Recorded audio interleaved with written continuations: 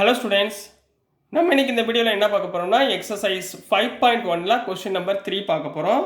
கொஞ்சம் வித்தியாசமான சம்ஸு, சரிங்களா? கொஞ்சம் நல்லா கவனமாக படிக்கணும், சரிங்களா? Examine the following functions for continuity. நம்ம இதுக்கு முன்னாடி ஃபஸ்ட்டு கொஸ்டின் செகண்ட் கொஸ்டினும் பார்த்தோம். அதில் பார்த்தீங்கன்னா எக்ஸுன்றதுக்கு ஒரு வேல்யூ கொடுத்துருந்தாங்க. என்ன கொடுத்துருந்தாங்க? ஒரு வேல்யூ கொடுத்துருந்தாங்க. பட் இங்கே கொடுத்துருக்க சம்மில் பார்த்தீங்கன்னா கொஞ்சம் டிஃப்ரெண்ட்டாக கொடுத்துருப்பாங்க. அது எப்படி நம்ம கண்டுபிடிக்கிறது, கண்டினியூட்டியா இல்லையா அப்படின்றத கண்டுபிடிக்கிறதுக்கு எப்படி அப்படின்றத உங்களுக்கு சொல்லிக் கொடுக்க போகிறேன். நல்லா கவனமாக பாருங்கள். ஃபர்ஸ்ட் கொஸ்டின் என்ன கொடுத்துருந்தாங்கன்னா, சரிங்களா, f of x equal to x minus 5, சரிங்களா? அந்த மாதிரி கொடுத்துட்டாங்களா? எப்பயுமே ஞாபகத்தில் வச்சுக்கோங்க, கொடுத்துருக்கிறது ஒரு பாலினாமியல் ஃபங்க்ஷனாக இருந்தால், அதாவது X square plus X plus 2x இப்போ X cube plus 3x square plus 5x plus 3 equal to 0 அந்த மாதிரி கொடுத்துருந்தாங்கன்னா இந்த பாலினாமியல் ஃபங்க்ஷன் என்னவா இருக்கும்னா கண்டினியூஸாக தான் இருக்கும். இதான் ஞாபகத்தில் வச்சுக்கோங்க. இப்போ இங்கே எக்ஸ் இஸ் ஈக்குவல் டு எந்த வேல்யூமே கொடுக்கல, சரிங்களா? எக்ஸுன்றது எந்த வேல்யூமே கொடுக்கல. ஸோ நான் இங்கே என்ன எழுத போகிறேன்? F of x is a polynomial function. அவங்க கிவன், சரிங்களா? கொடுத்துருக்கிறது என்னது? F of x is a polynomial function. So it is continuous for all the values of x. இந்த xல நீங்க எந்த வேல்யூ போட்டாலுமே உங்களுக்கு அது என்னவா தான் இருக்கும்? கண்டினியூஸ் ஃபங்க்ஷனாக தான் இருக்கும் அப்படின்றத எழுத போறீங்க. எப்போ பாலினாமியல் ஃபங்க்ஷனாக இருந்தா. புரிஞ்சுங்களாமா? அடுத்து பியில் என்ன கொடுத்துருக்காங்கன்னா எஃப் ஆஃப் எக்ஸ்ன்னு கொடுத்துருக்காங்க. இதில் 1/x minus 5 where x not equal to 5ன்னு கொடுத்துருக்காங்க. அதாவது எக்ஸோட வேல்யூ ஈக்குவல் டு 5ஆக இருக்காது அப்படின்ற மாதிரி கொடுத்துருக்காங்க, சரிங்களா? அப்போது இதில் எஃப் ஆஃப் எக்ஸ் என்ன சொல்லியிருக்காங்க? Is not defined. ஏன்னா இப்போ இந்த இடத்துல எக்ஸ் இஸ் ஈக்குவல் டு 5ன்னு போட்டேன்னா இங்கே என்னமா ஆயிரும்? 5 minus 5னா என்ன ஆயிரும்? 0. 1/0 எவ்வளவு? இன்ஃபினிட்டி. அப்போ நாட் டிஃபைனில் போய் நிற்கும். இப்போ எஃப் ஆஃப் எக்ஸ்ன்ற ஃபங்க்ஷன் எதில் போய் நிற்கும்? Not define. அப்போது f of so it is not continuous. At x is equal to 5ல் not continuous. X is equal to 5ல் நாட் டிஃபைன்டு, ரைட்? இப்போ அட்டு நம்ம ஏதாவது ஒரு வேல்யூ போடுவோம். X equal to not equal to 5 தானே கொடுத்துருக்கான், வேறு எந்த வேல்யூ போடலாம்ல? நான் எக்ஸுக்கு பதிலாக சின்னு போடுறேன், ஏதாவது ஒரு வேல்யூ.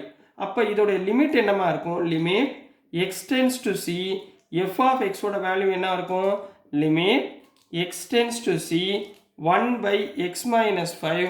எக்ஸுக்கு பதிலாக சி போடுங்க, 1/c minus 5ன்னு கிடைக்கும், ரைட்டுங்களா? அப்போது என்ன இங்கே வந்துச்சுன்னா எஃப் ஆஃப் எக்ஸுன்ற ஃபங்க்ஷன் இஸ் கண்டினியூஸ், சரிங்களா? எப்போ கண்டினியூஸ் கிடையாது? எக்ஸ் இஸ் ஈக்குவல் டு 5ல் மட்டும்தான் நாட் கண்டினியூஸ்.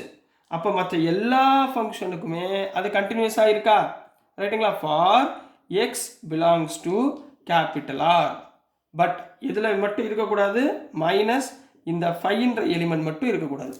இந்த 5 நாட் ஈக்குவல் டு 5ஆக இருந்தால், புரியுதுங்களா? ஈக்குவல் டு 5ஆக இருந்தால் மட்டும் அது கண்டினியூஸ், நாட் கண்டினியூஸ். மற்ற எல்லா டேர்முக்குமே அது என்ன கிடைக்கும்?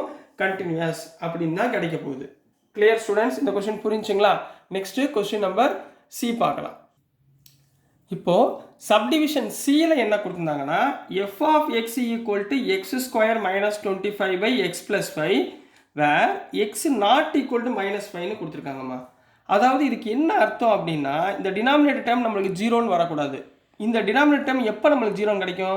இந்த எக்ஸுக்கு பதிலாக -5ன்னு போட்டால் இந்த டினாமினேட்டர் என்ன ஆயிரும்? 0 ஆயிரும். 0 ஆயிடுச்சுன்னா மொத்த எஃப் ஆஃப் எக்ஸோட மதிப்பு இன்ஃபினிட்டியாக மாறிடும். இன்ஃபினிட்டினா நாட் டிஃபைன். அதை முதல்ல நீங்கள் எக்ஸ்பிளைன் பண்ணிடுங்க. அப்போ சொல்யூஷனில் at x is equal to நான் -5 இந்த வேல்யூ -5 நான் போட்டேன்னா எஃப் ஆஃப் எக்ஸ்ன்றது என்ன இருக்கும்?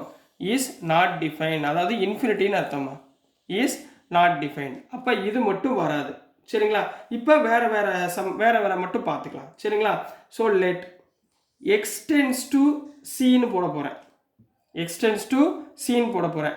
அப்போ இதில் எஃப் ஆஃப் சி என்னமா வரும்? F of C equal to C square -25/c + 5ன்னு கிடைக்குமா? ரைட். இதே இடத்துல limit x tends to C f of x போடுங்க. அதாவது limit x tends to C x square minus 25 by x plus 5. ரைட்டுங்களா?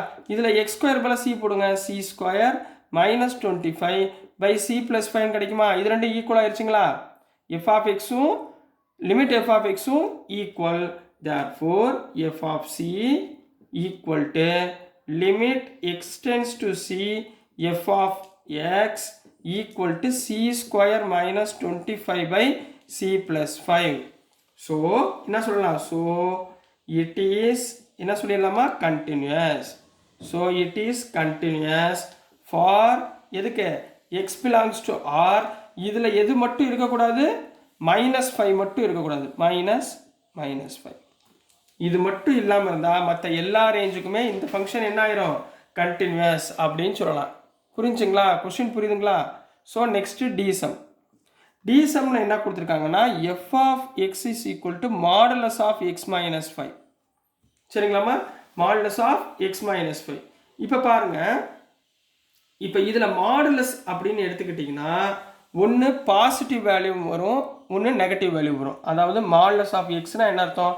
Minus X இருக்குது ப்ளஸ் எக்ஸும் இருக்குன்னு அர்த்தம். கிளியருங்களாம்மா? இப்போது அட் இந்த இடத்துல எக்ஸ் இஸ் ஈக்குவல் டு 5ன்னு போடுறேன். சரிங்களா? அப்போ எஃப் ஆஃப் 5ஓட வேல்யூ என்ன இருக்கும்? Modulus of 5 minus 5 equal to 0. ரைட்டுங்களா? அப்போ இது வந்து கண்டினியூஸ். ஸோ இட் ஒரு வேல்யூ கிடச்சிருச்சுல.